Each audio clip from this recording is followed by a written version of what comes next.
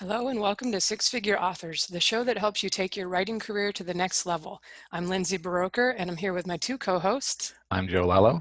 And I'm Andrea Pearson. And this week we're joined by romantic comedy author Jami Albright. She's a born and raised Texas girl and writes the multiple award-winning Brides on the Run series. She published her first novel in 2017 and just published the fourth last summer. We're going to be talking to her about how she got off to such a good start and how she continues to sell well. I think you're making a full-time living at least, Jami. Yes. I seem to remember Yeah. you talking at Yeah. 20 books there. I guess you've got one more that you did 2 books the first year and then it's been about 1 book a year, I think. Yeah. So am I missing anything? You want to tell us a little about yourself? No, that's it. I'm a wife and mom, and I have 1 grandchild and I have another one on the way. So yeah, we're very fertile over here. So yeah. You look too young to be a grandma. Oh, thanks. Thanks. I go by Coco because I wasn't going to be called Nanny or Granny or any of those things. Yeah, so I'm Coco. none of that stuff yet. Well, your Amazon bio also mentions that you're an actress and comedian. So what led you from that into writing? I did that when I was younger, in my 20s and 30s, and I didn't do anything for a long time and didn't ever think about writing because I have really bad grammar, and so I just never thought I could actually write down a story. And then in 2010, it was my reading buddy's birthday, and it was coming up. I had 3 months. I thought I'll write her a book because she doesn't care if I have bad grammar. And really, I had 3 months and just an idiot. I mean, I wrote myself in a corner pretty fast, but she and I then kind of brainstormed the first book, which is the Rockstar book. So, yeah. Cool. And is romantic comedy something you've always enjoyed as a reader? Yes, And that was like your thing you were definitely going to do? Yeah. I wrote the book I wanted to read. I mean, you hear people say that all the time, but I really did. I mean, I love Rachel Gibson and Susan Elizabeth Phillips. Those are all, those are Jennifer Cruzy. Those are trad published authors. And then, now I love a lot of indie rom-coms, Pippa Grant, Lizzie Score, and Claire Kingsley, all those. So, yeah. Awesome. Do you think your background in comedy, did you actually do like stand-up stuff? I did stand-up, yeah. Yeah. Do you think that helped write the lines when you actually started going? Well, it helps with storytelling. And what helped with the lines, like dialogue, I would have to say my strength is dialogue. And that is definitely from acting, and just reading scripts and going back and forth. But yeah, the stand-up did was it just helped me tell a story and, kind of know that timing and feel that punchline when it's there. That's awesome. I've got a background in acting as well. Most of mine were musicals though. So, I'd me too. Sing at people on stage and generally made them cry instead of laugh. Right. And not because eyes. of my singing. Yeah. Though maybe because of my singing. I don't know. Yeah. Okay. So I have one little question and I have a follow-up question like at the end of the episode, but okay. My first question is if you had to, or if you chose to write a different genre, what would it be? Urban fantasy. Oh, that makes me happy. Yeah, no, I love urban fantasy. That's probably my, after romance and romantic comedy, it's urban fantasy. That's pretty much all I read is, nice. That's awesome. Urban fantasy. Yeah, I love it. I actually have this urban fantasy story that's been in my head forever, but I want to make money, and so I'm going to stay in my lane and I'm not going to veer out of it. And if the time comes and I can write that story, I will, but right now I'm staying with romantic comedy. That's really funny because I write urban fantasy, but I also I have a pen name that does romance. I've only got like 2 books out on that or 3 books out on that, but I have a 25 book romantic comedy, series that's all outlined, but I make money at fantasy. And so I'm like, I don't want to take, the risk that everything falls apart. Because I feel like I would have to write under a pen name. And that's just, that's a nightmare I already struggled to keep up with the things I have going on to have something else. But if there became a time where I had a staff to handle some of those things, then yeah, but right now I don't. So if you had a staff to handle your grandkids and yes, all the other stuff. But yeah, and just, communication. I don't think I would ever let somebody write my newsletter, or I don't, especially with the comedy, I don't think they could, just because it is my voice. But, there are some other things that are social media things that other people can handle. But right now I'm doing it all. So.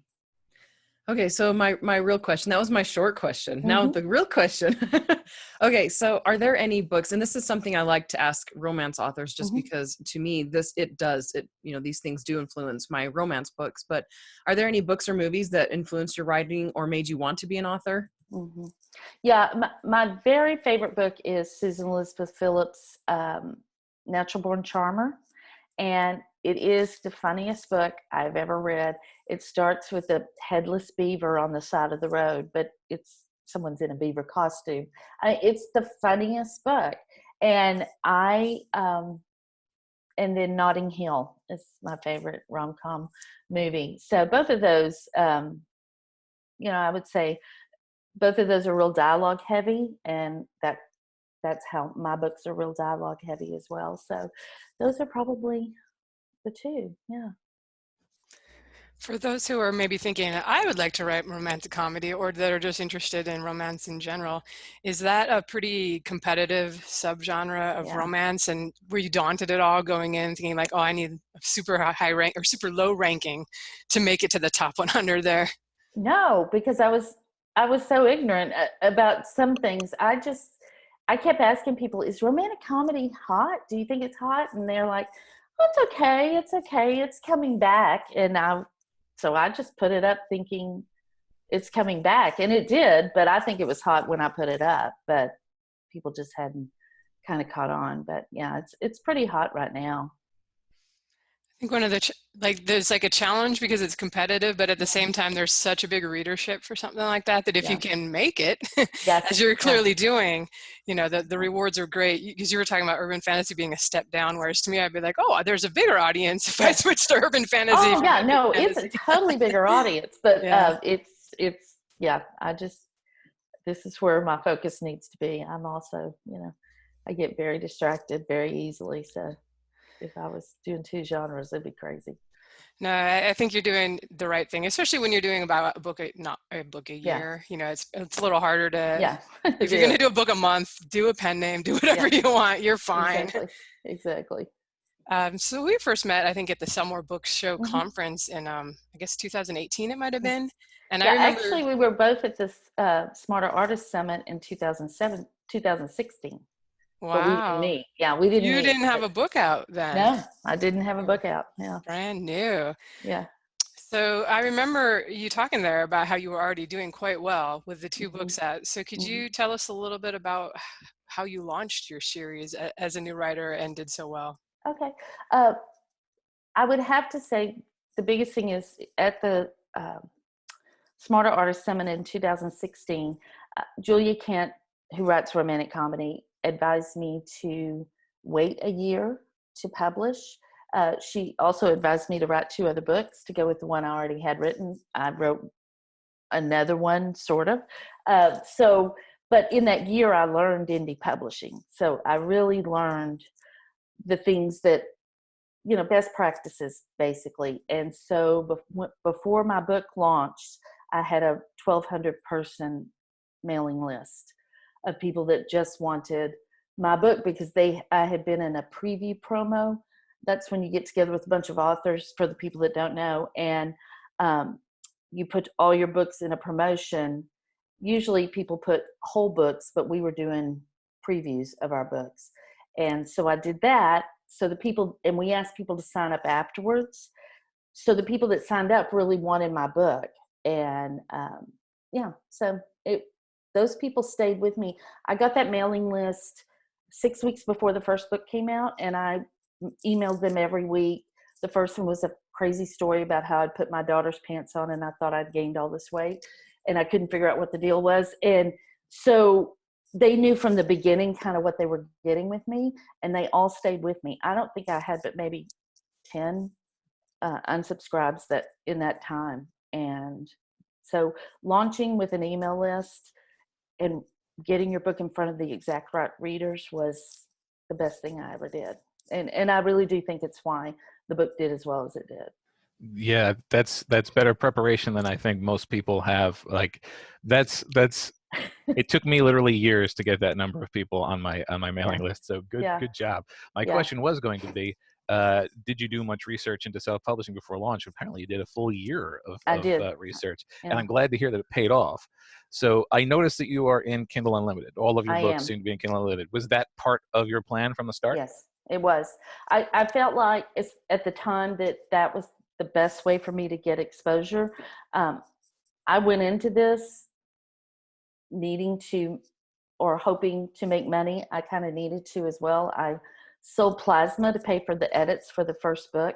I mean, I had two kids in college, and I was paying for a wedding, so there was no extra money, and I knew I needed my edits. So we were, there was just not extra money for me to be doing this business. So if I was going to continue, I needed to make money to put back into my business. And so, I forgot what the question. It was KU. Yeah. It was KU. You were planning from the start. So KU for me was the best way to get exposure and to have the best potential of making back my investment on my book. So that's really why even though I had the mailing list, I really didn't have a platform. And so I just felt like that was the best way for me to do it. I love KU personally. There obviously are drawbacks and things like that, but I do enjoy it. And all of us have books that are in Kindle Unlimited. So we're not, anti-Kindle Unlimited, obviously. Right. But I mean, if something ever happened, and this is something that we all think about, and you had to release wide, how would you go about doing it? I mean, to make sure that you're successful still. I mean, it's obviously not guaranteed, but no, because I would lose a good part of my audience. I've thought about that, and I probably wouldn't do a whole lot different than I've already done. I have a novella now, so I might put that novella out as a lead magnet. Right now I use it to get people to subscribe to my newsletter list at the end of book 4, but I would probably put that out and ask people who are wide to put it out in their newsletter. And then I would probably do swaps with wide people when the book came out. And that's pretty much what I do. I'm really fortunate that because I've kind of been in the community since 2016, I know people, I know that, well, I did know the Kobo people. I would have to get to know the new Kobo person, but I know a lot of people that could help me go wide. Not that they would, give me an advantage like at Kobo or anything, but like Draft to Digital people or, and I just have a lot of author friends that are wide. And so I would certainly go to them for advice because I don't believe in reinventing the wheel at all. So I'm going to try to anticipate questions from the listeners. I wanted to go back to this preview promo. Could you explain, was that with like a bunch of other romantic comedy authors? Did you start it or did you join in and get an opportunity? I did not start it. It came out of the 20 books group, I think, 20 books to 50K group. Pamela Kelly, I believe, started it. There were like maybe 15 of us, 12 of us, something like that. And she put it up, does anybody want to be in the preview promo? And see, here's the deal. In that year that I had been learning indie publishing, Mark Dawson kept saying I needed an email list. And, I've said this before that I could have, throat punched him because how do you get an email list when you don't have anything to give away? And I didn't, but I saw this as my opportunity. So I said, I want to be in it. I didn't have a MailChimp set up. I didn't have, at that time it was with Prolific Works. What is Prolific Works now?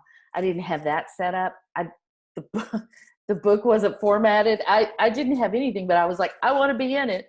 And so then I reached out to people that I knew would help me, and I got it all together. And so we put it out, and it was great. The first, I said that they had to give me their email list afterwards, and that was the first time we put it for that promo.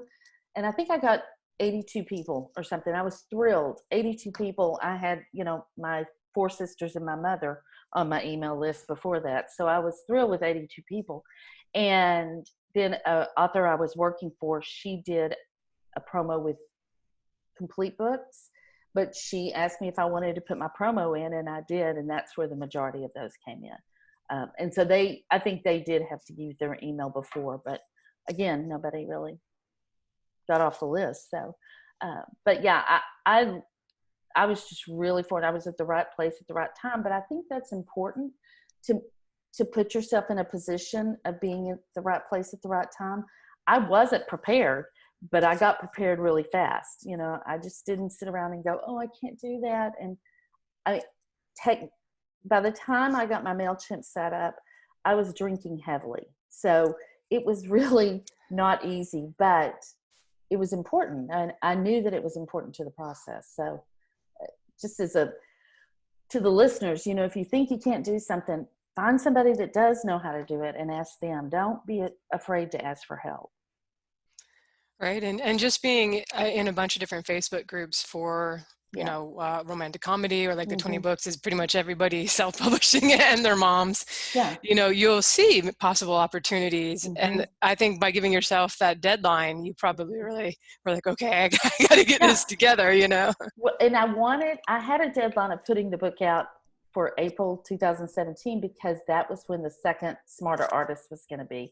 And I wanted it out before I went back to the second Smarter Artist. And I think I put it out 2 weeks before that. And did you just do like the first 3 chapters or something like that? I did the first 3 chapters. Some people did like 6 chapters, but I had won several contests with the Romance Authors of America contest with that book. And it was usually the first 2 chapters. And so when you enter those contests, people critique it. So it was really, those first 2 chapters were very clean. The 3rd chapter, my critique partners had been through several times. So it was cleanish. It wasn't quite as clean as the first 2 chapters. But again, I just sort of, it could have been a bad risk, but I went ahead and did it because I just felt like, also I tried to end it on a hook so that people would want to know what came next. And that at the end of the 3rd chapter is just such a good hook. And so that's why I did that. No, that's awesome. And did you just kind of put at the end, did everybody put at the end of their samples, if you're interested in the book that's coming out on X date, sign up for our newsletter, or, whatever. Exactly. And some people had pre-orders, and so I didn't do I did a 2-week pre-order, but I don't think I didn't tell my newsletter about it. I just put it up just to see what would happen, per Chris Fox's advice, and it worked really well for me. Awesome. And we should say too that if you don't see that opportunity out there, you can always start this yourself. I remember Jay Thorne early on was doing that. He's like, I'm going to put together a box set for thriller writers. I'll do all the work, if you guys help promote it. And I think at the time he probably didn't have a mailing list or much of a list, and that was a way to get your foot in the door and get to know other authors. Right. I agree with that 100%. Even now, I'm still like, oh, could I put it together? But I mean, if I had the opportunity, I would do it. I would put it together. And again, I'm real big on asking people to help me. I don't really have a lot of ego there or pride. If I don't know how to do something, I'm going to ask somebody for help. Well, I'm glad it worked out. Yeah. And I noticed your books on KU on Amazon are $5.99, which maybe is a little on the higher price for self-published, especially in romance. I think you see a lot of 99 centers. Right. Was that always your price point, or have you played around with it? I played around. I launched the first book at $2.99, which was a risk because at that time the majority of romance authors were launching at 99 cents. But there was just something in my gut. I just was not going to do 99 cents. So I launched at $2.99 and kept it at $2.99 for probably a month. And then I raised it to $3.99. And after about 6 months, and I think at that point I had a couple of hundred reviews, and the reviews were really good on both books. A friend of mine said, you should raise your price to $4.99. Ironically, she's not in the genre, but I was like, oh, okay. So I raised them and kind of bit my fingernails until, to see what was going to happen. And I did have an initial little drop in sales, but then it went, like, as far as sales, and those sales just went right back up. But I never lost any money because I was making more. And then, so it was at $4.99. They were at $4.99 until November of this past year. I was at the Romance Author Mastermind, and Laura Lynn Page was doing a talk, and she talked about finding readers at different price points, which I had never really thought of it that way, because there's just some readers that they won't buy a book if it's below a certain price, because they're used to traditionally published books or whatever. So I thought, well, I mean, it can't hurt to try. So I just raised them, and it's been fine. I didn't check. I meant to check, but my sales have fallen off a little bit. But again, I haven't seen any change in income because I'm making a higher royalty rate. And if you have the higher price, it's a little easier to make AMS ads and things like that work. Yeah. Is that something you do? Do you do Facebook and Amazon ads? I do Facebook. The first year I did only AMS ads, and I started advertising my first book the week it was launched, which at the time was really discouraged. But again, I needed that book to make money for me. Plus, it launched so well. It launched to 1,300 in the store, and I was just like, I don't want to lose this. I did not want to lose that ground that I had gained. So I just started with really tiny AMS ads, and at the time I think they were $2, and I took a big risk and raised it to $5 a day, because again, we still didn't have any extra money, but they just worked. And so I continued those. I really believe those and newsletter swaps kept me in the top 5,000 for 6 months till the second book came out. And then the second book launched to 600 in the store, 600 and something. And then I had 2 books in the top 1,000 or below the top 1,000 for like a week. It was a good week. It was a fun week, because I just never really dreamed that. I mean, my goal was to always do well, but I just never dreamed I would get below 1,000. And then, but then after that, I kept running AMS ads for the whole full year. And then in April of 2018, I started running Facebook ads, because AMS had really kind of stopped working for me. And I don't really know why. Even now, I really struggle to get them to do what I want them to do. I think it's because the cost per click is so high in romance. And I just don't want to spend that. Even though I can afford to lose money on my first book because of my read through, I just don't want to spend $2 a click. I mean, that just seems outrageous. And I do so well with Facebook ads that it doesn't really, it's not like I'm losing anything right now. That could change, but right now it doesn't.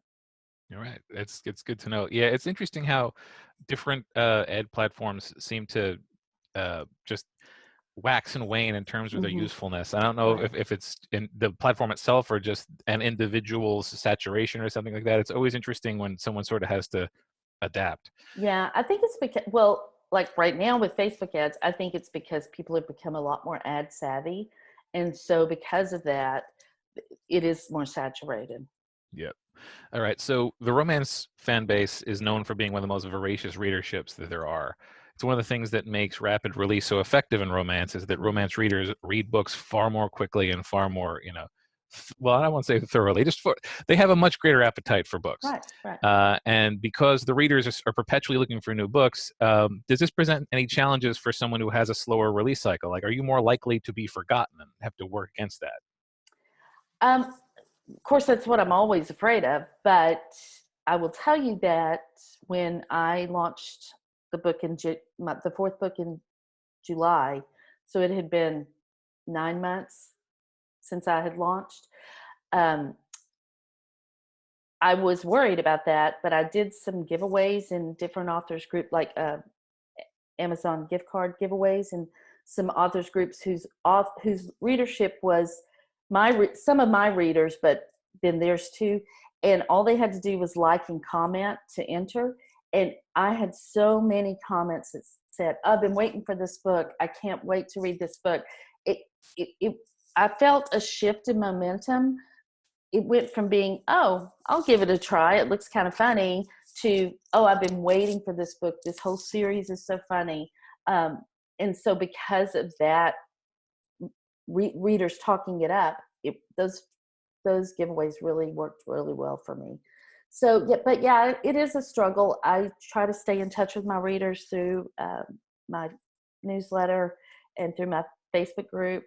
But I just think that because there is so much out there, and I mean, there are certainly people that write funnier books than me or different kind of funny books than me, but my humor is unique to me, and there are just readers that do like that. And so I'm just really fortunate that I have not lost readers.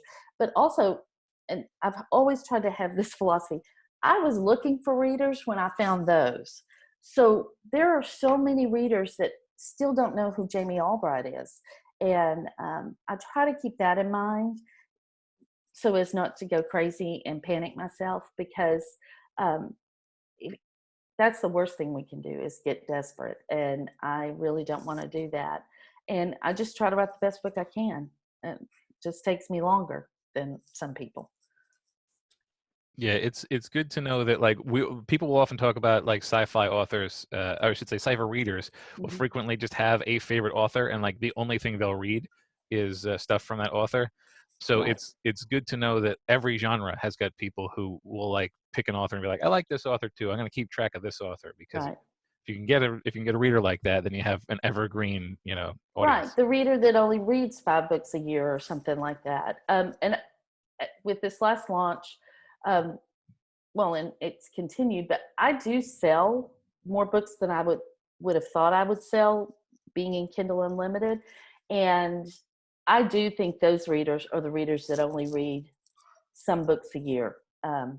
Just because of reviews, some of the reviews, you can tell that they're not reading books every day, and so that's good. I mean, I hope that those are the readers I have. Yeah, no, that's But good. I love my KU readers.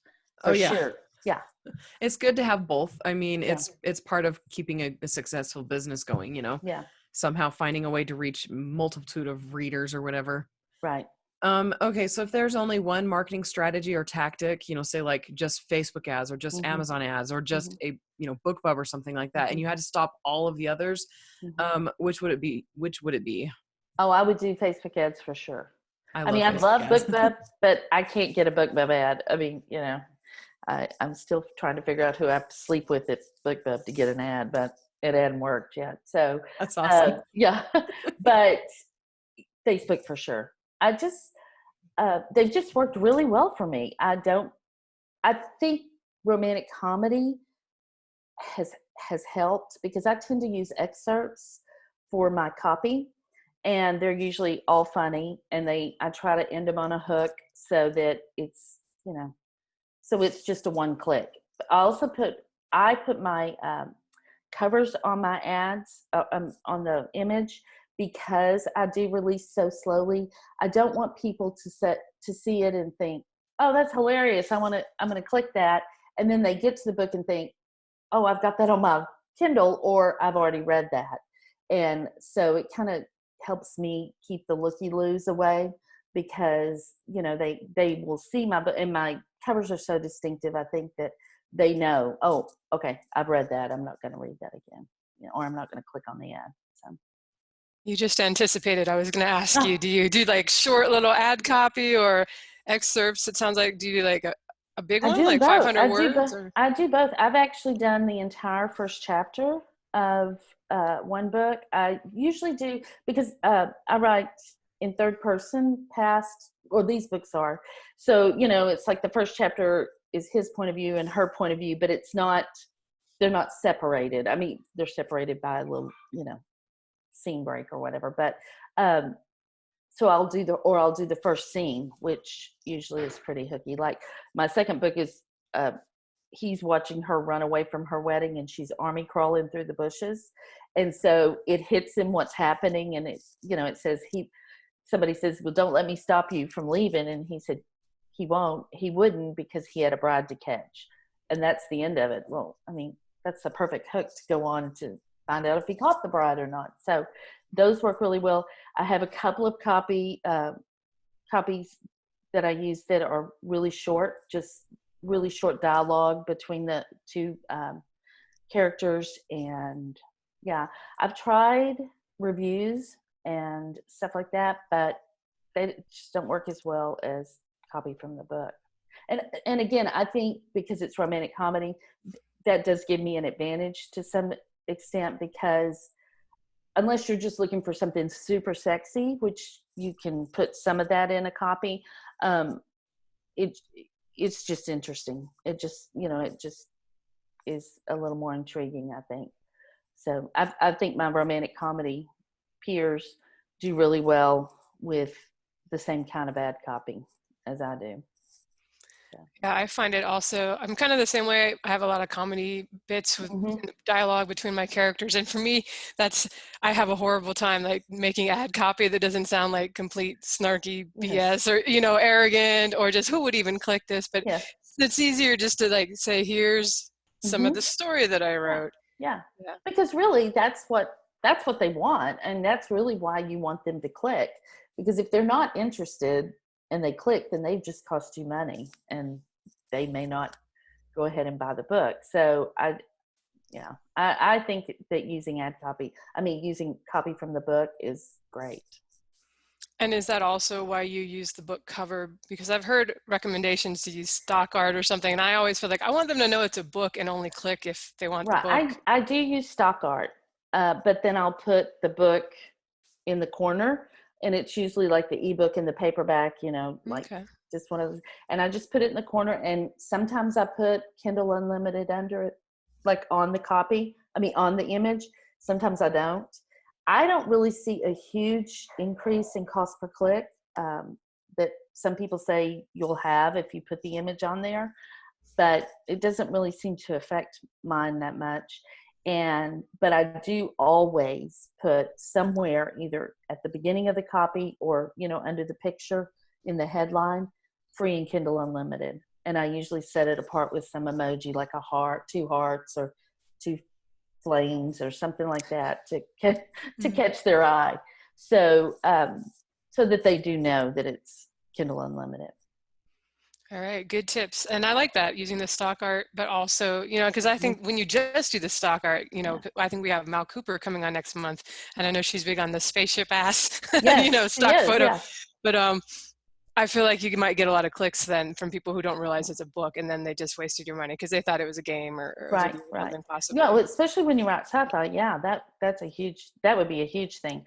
But I just put it somewhere on there. I mean, like I'll flip the image, and I just really work with it to make sure that when it's on there, it's visible.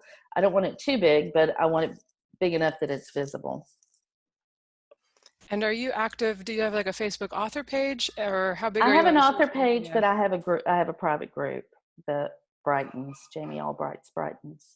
So. And is that kind of your preferred method of social media? Yeah, that is. I'm on Instagram, but mostly to look. I like to look at Instagram, but and then I think, I should have posted this picture on Instagram, a week later. But and then Twitter, I just feel like people are yelling at me on Twitter, so I'll pop on every once in a while, but mostly it's Facebook. That's where my people are. Yeah, I mean, we've had a lot of conversations on this show and the previous one in the past where it's like, should you be everywhere or should you focus? And it seems like the stuff you would be doing, even if you weren't promoting in terms of social media, is usually where you can be most effective.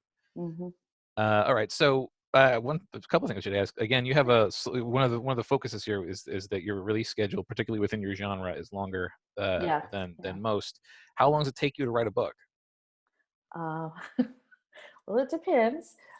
Usually it takes a couple of months. I've had 2 books now, because I'm counting the one I'm currently writing, where I've written and gotten good ways in and gone, this book isn't working, and had to start over. But I didn't have to start completely over. I used a lot. So that takes me a little longer. So it's a couple of months or a few months, depending. But it's the revisions that usually take me a little longer, because, that whole grammar thing. I used to have abysmal grammar. Now it's just bad. So I am improving, but not much. So. Now, obviously, a lot of what we've been talking about is the challenges that sort of release schedule would have. But do you feel like taking the extra time and doing the extra revisions has any benefits? Yes. And especially because I write comedy. Like, I'll write a joke and it's funny, but if I take a little time and really work on the timing of that joke, then it's not just funny, it's something people are going to remember. And there's a scene in the first book, it's the biscuit scene. People comment about the biscuit scene all the time in my reviews, and it's because I spent probably a week working on that scene. I'd write it and then I'd go back just to hone it and just to make it as tight as possible, so that it got the biggest bang for my buck, basically. And but yeah, I do think it helps me, because when I finish a first draft, it looks a lot like a script, because it's a lot of dialogue. So I have to go in and really, put things on the walls and, put smells in the room and stuff like that, because there's usually not. And my books still aren't very heavy with a lot of detail. That's the way my books are. I'm co-writing with my husband now, and what I've been doing is I dictate and then I pass it off to him, and he's like, there's like no description in here. And I'm like, well, that's your job. Yeah. Well, he's really good at description, and I prefer really fast-paced books where you don't spend 10 minutes discussing what the character's wearing, right. or something like that. But and so I'm naturally inclined to like your books. Oh, yeah, they're pretty fast-paced, and pretty snarky. Yes, snarky is good. So, all right. So you've already said that you like Facebook ads. Do you have any other main go-to methods for finding new readers? I still like newsletter swaps. But I think you have to swap with the right people. I mean, you just really do. And actually, from the beginning, I've done that. When I first started, there were a lot of people that, because I'd been in the community for a year, that wanted to help. But I had to actually tell some people no, because they wrote erotic romance, or they wrote sci-fi. And that was just when we were kind of, Chris Fox was telling us about, the algorithms and how the things were working, and wanting to get your book with other books like your books. And so from the beginning, I've done that. But that's one way. Sometimes you can, if you go into like another group, like there's several big reader groups for romance. And sometimes if you go in there and you host a party or do some giveaways, you can get new readers that way. I'm still on the fence as to how effective that is, but I do think that there have been a couple of groups that I've been in that it really has brought me new readers. But again, that's a time thing, and I'm trying to be better with my time. So, I don't know. I do like BookBub. I mean, like if I'm in a group or I do any kind of giveaway, having readers sign up, as the way to sign up for my, to follow me on BookBub and on Amazon and on Goodreads. But all 3 of those, you're gonna get exposure to them again. They're gonna, especially BookBub and Facebook, they're gonna see your name again when your book is launched. So that sort of keeps me in their mind, especially if I do a giveaway leading up to my launch. So those are some good ways. So going back to the newsletter swaps, you said swapping with the right person, right? Yeah. Do you regularly swap with the same authors? Yeah. I try not to. I mean, unless I have a different book. I I have a backlist, but it's 4 books. I mean, you know, it's not like I got just a whole bunch to spread around, but I tried to do different rom-com authors or authors that write lighter romance, you know, not so sex heavy and not so you know, just subject heavy. But and I like to try to do newer authors. Like I don't know that I'm going to get a ton of readers from them, but they may get some of my readers. And I just, you know, people did that for me, so I want to do that for other authors. But I have found that I've had pretty good success with, you know, some authors that are newer that just have, you know, 500 readers or something. Their readers have been really great for me. So I guess the moral of the story is don't count somebody out just because they only have 500 people on their mailing list. Because guess what? In a year, they may have 50,000 and you still only have your 5,000, and you might want to swap with them again. So that's something to think about. Or there are 500 could be super organic that just signed up because they love them versus 50,000 from a whole bunch of promos and stuff. Yeah, absolutely. And I think that that's important. You know, organic signups are always the best. So I know a lot of authors kind of struggle with what to say in their newsletters, especially if they don't have a new release. You know, if they're doing 1 or 2 a year and they're like, okay, I need to mail at least once a month or something. Right. So how often do you email and what do you say to your subscribers? I try to do once a month, and like the last few I've sent out have been every 2 weeks. So it's every 2 weeks to a month, and I'm not real consistent with, and you know, sometimes if I have something to say or I have a giveaway or I know somebody that has a really good book that's free, I'll go ahead and send a newsletter because I want my readers to be able to get it. That's another thing. I'm not really precious. I mean, I am precious with my readers, but they're not just my readers. If somebody has a great book and they can get it for free or 99 cents, I want them to be able to get that. I feel like that's me giving them value.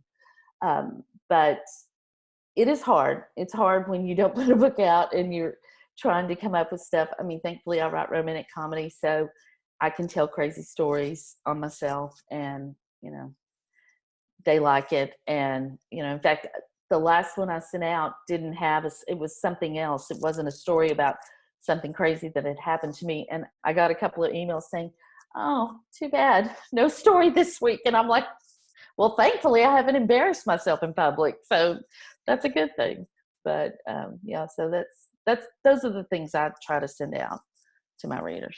That's good to know, and it's a benefit, like of writing comedy. And comedy is one of those things where it's like mystery and a bunch of other like aspects of fiction where it's usually present in some degree in every book. Like one would hope that you get at least a few comedic moments even in a drama because it's just good writing.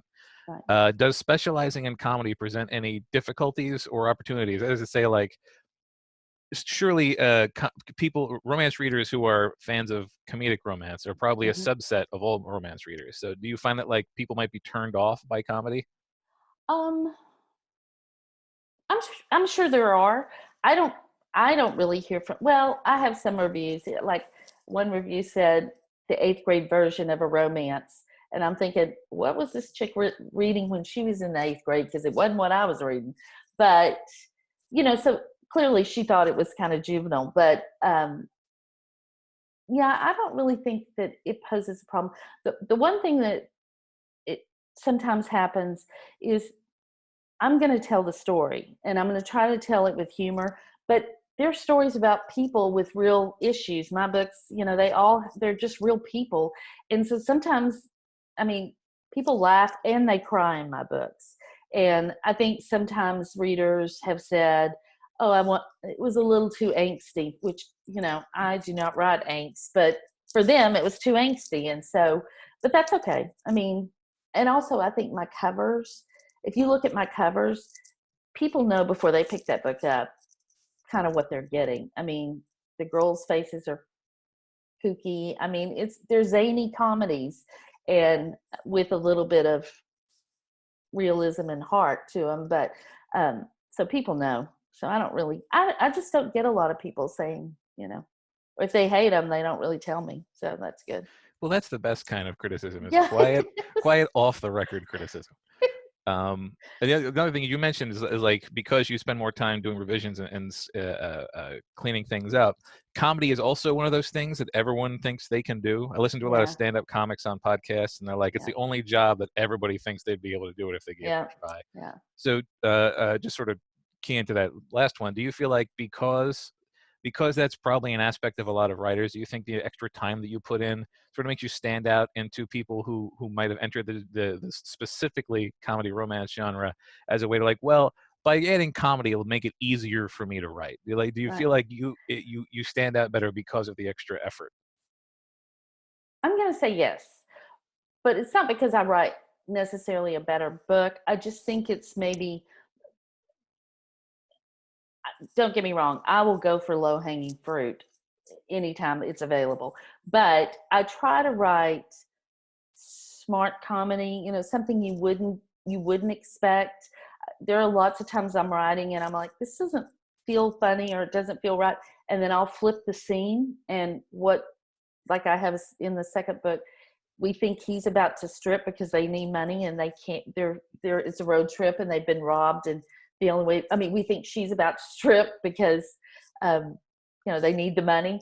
And then we find out that it's ladies' night, and so he has to strip. And that's another scene that people talk about a lot. And it was just, it just didn't feel, well, first of all, I just didn't think I could make her strip. The feminist in me wouldn't let me do it. But second of all, I just wanted something surprising. And I think that's what comedy is a lot, is just surprise. It's a surprise, and it's the unexpected. But yeah, and so because I take longer, I can think about it more. I just have more time to think about it. Again, I'm so hesitant because there are people that write really fast romantic comedies that are hilarious, and they're smart. There's not, they're not, it's not all low-hanging fruit. But for me, I just, that's the best way for me to write it. And the fact that you've been successful, we were actually talking in the chat about how difficult comedy is to heart is to write. And everybody has a different idea of what's funny, but like the fact that you're successful off so few books shows that you've pretty much hit the nail on the head for that genre, especially. I think small town Texas too helps. It also helps that I'm from a small town in Texas. So it's authentic, it's, I did have somebody say once in a review, clearly this woman's never been to Texas. I just want to go, only my whole life. But but for the most part, I think that makes it authentic. And I don't know. I just grew up around really funny people and with a lot of funny things happening. Some of the things in my book are actual true life things that happen. I've just changed the names to protect the innocent. Mostly my mother, but God bless her. But so yeah, I think that helps a lot. I write what I know, basically. All right, switching gears a little bit. Marketing is one of my favorite topics, so I just keep going back to that. Okay, so you've talked about Facebook events and things like that, ads, newsletter swaps. Are there any things that you've heard that have worked for other romantic comedy authors or other romance, or even just any author in general, that you've tried that have not worked for you? BookBub ads. I can get them to work for a day or two and then nothing. Or they work really well for a free book, but then they don't work well for Kindle Unlimited. But I know Kindle Unlimited authors that are killing it with BookBub ads, and I just can't get mine to work. And I've tried different copy. I've tried different image. I've done a lot of trying. And like I said, sometimes I'll have success for a couple of days, and then that same audience or an audience very similar to it will just do nothing. So that's one I would really like to get better at that. Right now, Amazon ads are not working very well for me. And I don't, I'm already dependent on Amazon. I don't like being only dependent on Facebook for my advertising. And so my goal this year is really to try to master a different form of advertising. or at least become proficient enough that if something did happen with Facebook, I could make the switch and it wouldn't be too bad.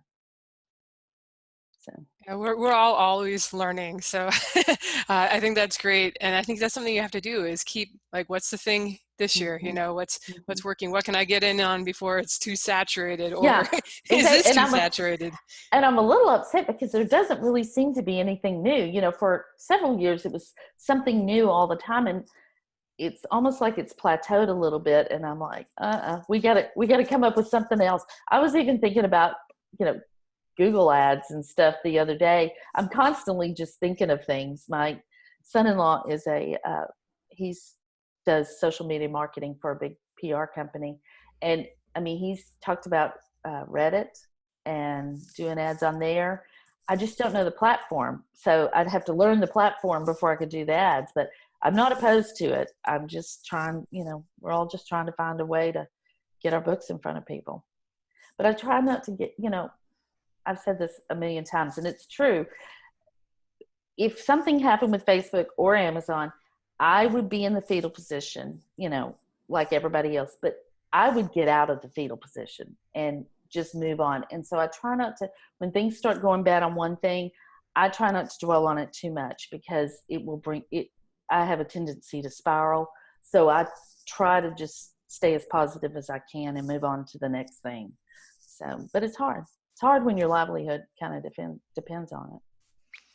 Yeah, it is. And that's why we do these podcasts. So hopefully people can get new ideas and new from what you're doing, and maybe you'll get some ideas. And I'm always, you know, I always think too that as something gets kind of saturated, we may see, you know, going back to things that worked 5-6 years ago, right? You know, maybe the multi-author box sets will come back and have a new time or something like that. It's not that things stopped working necessarily. I think people just flock to, like, oh, I heard Amazon ads are working, you know, so let's do that. And, you know, we'll see. It cycles. Like an amoeba. It just moves it. Yeah. You can never relax too much. No, you can't.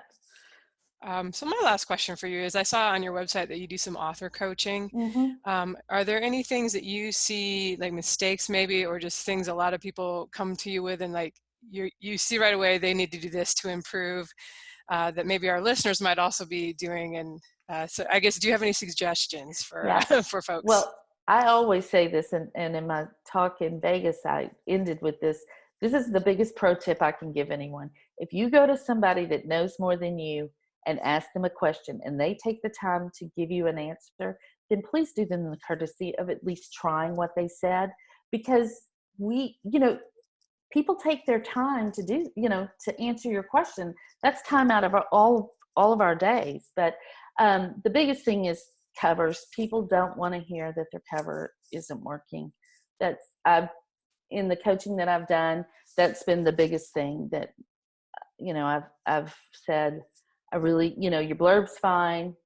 Your look inside's fine. The only thing that's wrong is your cover. It does not go with the rest of, the genre. And that's the biggest pushback I have is that. Yeah. That and people just thinking they can't do ads because they're not smart enough. That's not true. So it's funny how covers in particular can have, like, they can affect your sales on both sides, or they can affect your book on both sides, because a bad cover can keep you from getting sales, but also a good cover that doesn't match the content of the book can cause you to have bad reviews because you got the wrong readers. It's funny how much of an impact the cover can have. Yes, and how precious people are about their covers, especially if they made it themselves. Yeah, especially. Don't do it. Don't do it. No matter how good you are. I know. Okay, so most of what I was going to ask next has sort of been answered, so I'll sort of trim it down to the last bit. Because you have to sort of manually maintain your sales in between releases. Do you keep an eye on your rank and like calibrate your advertising dollars to try to stay at a certain rank, or is it just sort of par for the course? Just it's keep so it going? Interesting that you asked that, because I have been thinking, I haven't in the past calibrated how much I spend to my rank. I know if I have an ad that's working, if I spend this much, I'll have this rank. But I was thinking the other day, if I can keep all 4 of my books around, 3,000 in the store, 3,500 in the store, that's $400 a day for me pretty much. And so I would love to do that. I mean, I would be a happy person if I could do that. It's hard. It's hard to do that because it's not always easy to find ads that work, or you'll get 2 ads that are working and 2 books where the ads don't work. But I do have a really high read-through rate. So for most of the time, except right after I had a release for book 2 and book 3, I've only really ever advertised book 1. Since book 4 came out, I have been advertising all 4 more. But if I can get them in with book 1, they'll read through, just because my back matter is really strong, and I really try to pull them through with that. And I think people really, the town I write in has kind of become a character, and I think people just want to know what's going to happen in that town. I don't even know if it's as much my writing as it is they just like this town. And so yeah, but I am trying to see if I can keep it at a certain rank for a while and see if that works. But the lucky thing is that my income is very consistent from month to month.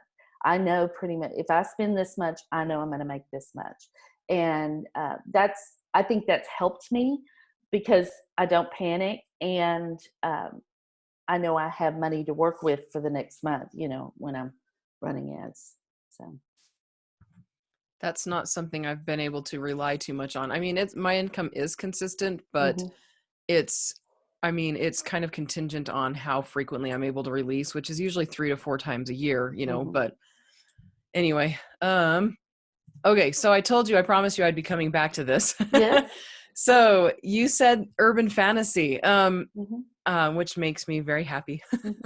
But if things did end up running dry on the rom-com side, and you decided it was time for you to go ahead and try out your hand at urban fantasy, you said you'd probably use a pen name, which, not a bad idea, obviously. But what else would you do? Like, how would you proceed with it? How would you start brand new as a new author in a new genre to you?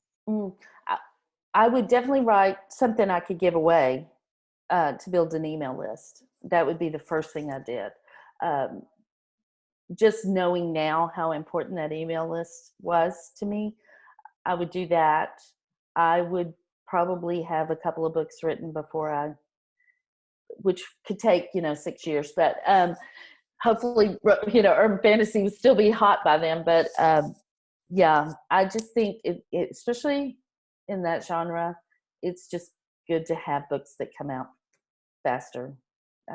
Of course, it is in romance too, but I think because urban fantasy is such a continuation of the story that it's not a cliffhanger, but people want to know. I mean, I want to know when I read them. So, and mine are standalones in a series, so it's not like people are waiting to see what happens to the couple they fell in love with in this first book. So.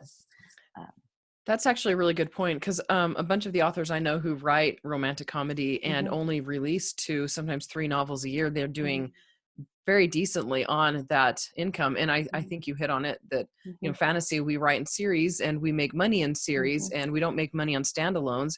But if we don't release quickly enough, then they lose concentration, they lose, interest. And right. So, it is really competitive. Romance is too, but it's just different. It's just because it is that series mindset that I think I'm no expert, but that I think urban fantasy readers have, that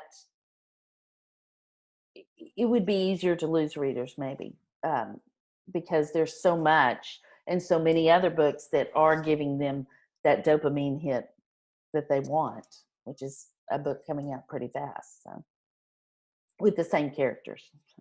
Oh, one quick question. How long are your books, word length?